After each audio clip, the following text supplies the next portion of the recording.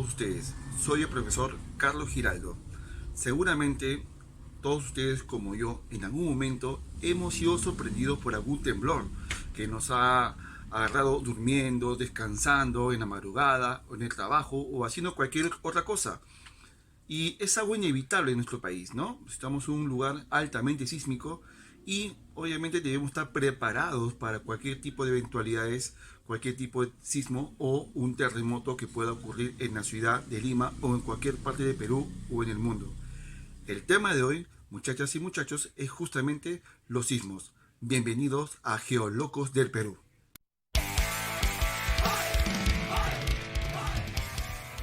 Muy bien, empecemos primero con la explicación. ¿Qué son los sismos? En muchos libros o en internet van a encontrar un montón de conceptos o definiciones sobre los sismos, pero simplemente lo vamos a decir como movimientos bruscos y repentinos de la corteza terrestre. Ahora, ¿cuáles son las causas que generan los sismos? Estas son las causas más comunes.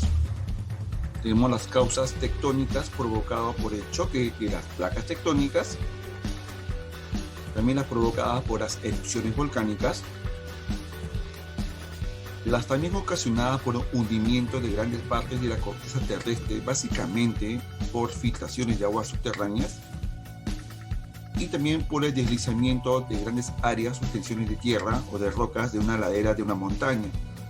También puede haber causas provocadas por el hombre, por ejemplo, por una explosión de una bomba atómica, y también hay causas que son generadas por el impacto de meteoritos sobre la Tierra. Una vez señaladas las causas de los sismos, ahora vamos a un ejemplo de cómo se origina un sismo de origen tectónico. En este mapa observamos que la Tierra está dividida en varios bloques tectónicos, o también llamados placas tectónicas. Estas áreas, que son porciones de corteza terrestre y también porciones de corteza oceánica, está sobre toda la litosfera del planeta. Vamos a ver dos placas tectónicas muy específicas. Tenemos la placa de Nazca y la placa sudamericana. Aquí no es familiar estas dos placas. ¿Qué pasa con ellas?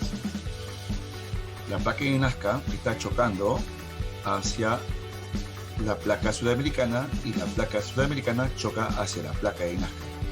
Esta colisión, este impacto permanente, genera definitivamente muchos sismos en toda la costa occidental de Sudamérica. Tomando de referencia el ejemplo de un sismo tectónico, conozcamos cuáles son sus partes. En este esquema podemos visualizar las dos partes que corresponden a un sismo. El punto de origen, ese punto profundo a varios kilómetros de profundidad en la corteza, se le llama hipocentro o también lo podemos llamar foco. En cambio, la parte más superficial, donde se siente con mayor intensidad un sismo, se le va a denominar como epicentro o epifoco. Para conocer exactamente cómo es el comportamiento de un sismo y sus efectos, colocamos dos conceptos muy importantes: la intensidad y la magnitud.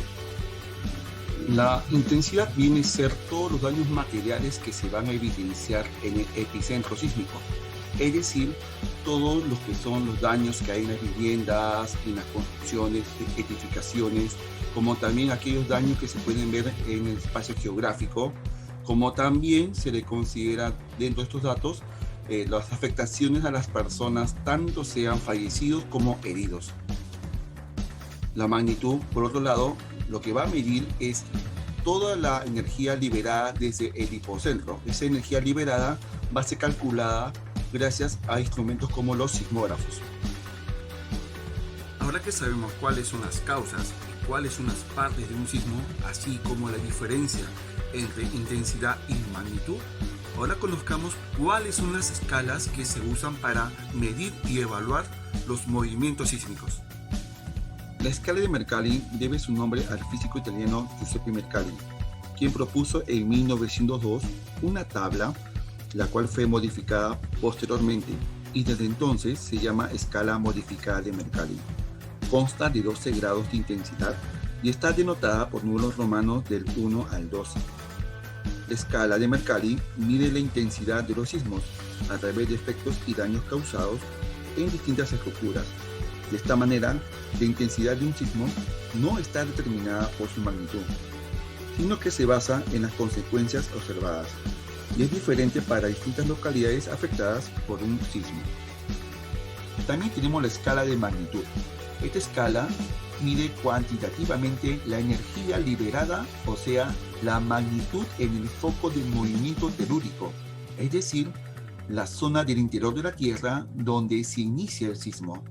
Esta escala no tiene magnitud máxima por tratarse de una escala algorítmica, pero lo máximo que se ha registrado con esta escala es de 9,6 grados en terremoto de Valdivia, Chile, en 1960. Esta escala también se puede expresar de dos maneras: en la famosa escala de Richter y la escala de magnitud del momento. ¿Qué diferencia hay entre ambas? La escala de Richter o magnitud local mide básicamente temblores o movimientos sísmicos débiles hasta un máximo de 6,5 grados. En cambio, la escala de magnitud del momento va a medir sismos de mayor intensidad, de mayor magnitud. Es en la actualidad la escala más acertada y más utilizada, pues puede medir la liberación total de energía que hay en el hipocentro. También es muy frecuente que mis alumnos me pregunten: profe, ¿de qué depende que un sismo sea más débil o más fuerte? Y siempre les digo que dependiendo del tipo o la clase de sismo. Y aquí va la explicación. Para fines prácticos, los sismos se clasifican en dos. Uno son los sismos según profundidad o los sismos según su intensidad. Según su profundidad, vamos a ver que aquellos sismos que son superficiales se caracterizan porque tiene un foco que está máximo 30 kilómetros de profundidad. También se caracterizan porque estos sismos superficiales afectan áreas de poca extensión en la superficie. Tenemos también aquí los sismos de profundidad intermedia. Estos sismos tienen una profundidad máxima de 130 kilómetros de profundidad y, como notarán en la imagen, tiene una mayor amplitud de ondas sísmicas sobre la superficie de la Tierra. Finalmente tenemos los sismos profundos, que están a más de 500 kilómetros de profundidad y también se caracterizan porque sus ondas sísmicas se propagan por una mayor extensión sobre la superficie de la Tierra. La otra clase de sismos son por intensidad. Tenemos aquí los microsismos, que van a tener una intensidad que va de 0 a 4. Los macrosismos, que es un poco más intensos, que van de 5 a 7. Y los megasismos, que son los más devastadores, que van de 8 a 12 de intensidad. Como notas aquí, se está aplicando la escala de Mercalli. Esta es una pregunta muy típica de los exámenes de admisión. En San Marco vino en el año 2017 y en la UNI en el 2009. La pregunta es: ¿cuál es la zona volcánica y sísmica más activa del planeta? La respuesta es muy conocida. La zona volcánica y sísmica más activa del mundo es el Cinturón de Fuego del Pacífico, o también llamado Anillo de Fuego, que se encuentra ubicado en todas las costas occidentales del continente americano, como también las costas orientales de Asia y Oceanía. En esta área del mundo se encuentra el 75% de los volcanes a nivel mundial, y además ocurre el 90% de todos los terremotos en el mundo. Y para suerte de todos los peruanos, estamos en esta zona. ¿Qué les parece?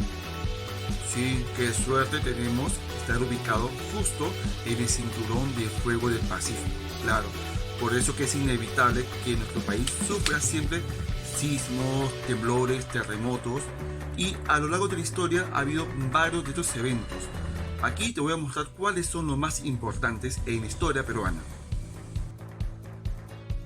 En este cuadro observamos los terremotos más importantes de la historia del Perú.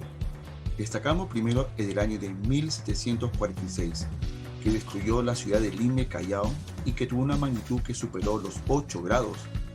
Este terremoto fue tan devastador que también vino acompañado de un tsunami que arrasó con el Callao, donde esta ciudad solo tuvo 200 sobrevivientes de 5.000 habitantes.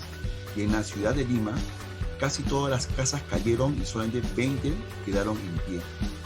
Este terremoto fue tan intenso que desde aquella época en la ciudad de Lima no ha recibido un terremoto de estas magnitudes que sobrepasen los 8 grados de magnitud que en cualquier momento puede pasar.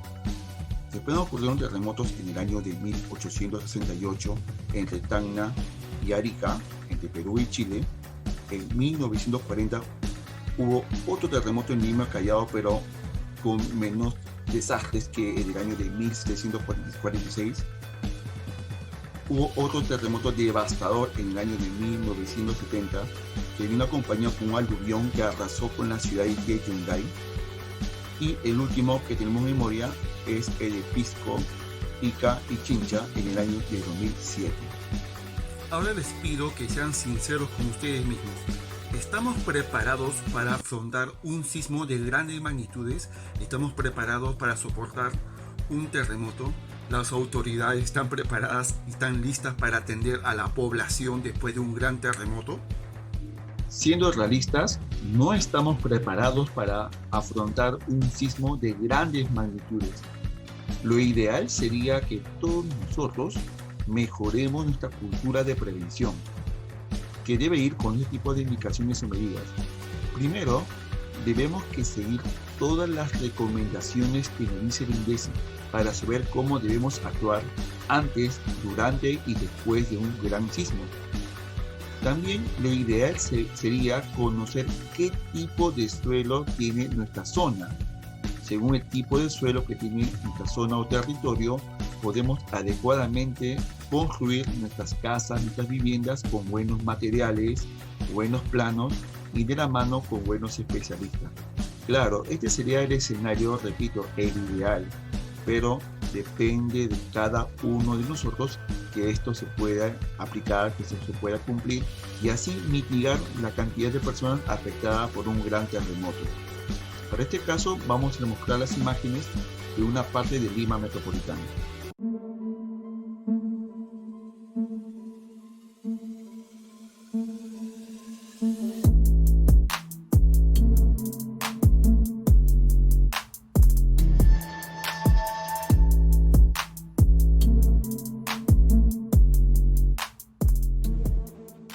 Estamos en el Cerro del Agustino.